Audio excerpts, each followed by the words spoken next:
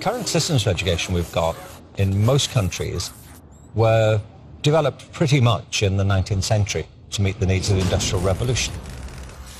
In many respects, they are modelled on principles of factory production. Like, for example, we educate our kids in batches by age, all the 3-year-olds, all the 4-year-olds, shunting through the system.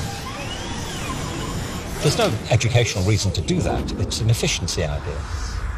A more natural mode of learning is for people to learn across ages, to be mixed together more.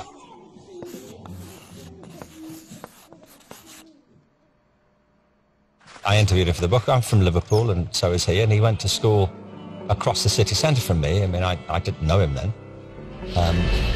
but I was a big fan of the Beatles growing up. And I said, did your music teacher think you had any talent musically? He said, no.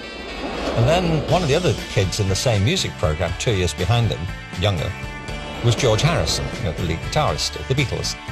And I said, did your music teacher think George had any talent? He said, no, not really.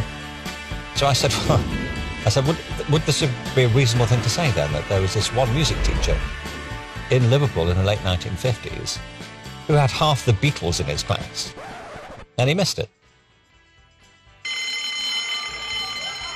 All our children are born with immense talents. We need forms of education which cultivate them, identify them, which energize them, which engage them in education. And too often that's not the case.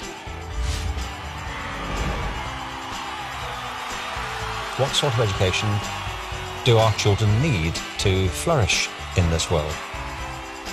So I'm arguing for a differentiated curriculum over time that molds itself around real talent and doesn't treat everybody as if one size fits everybody, because it simply doesn't.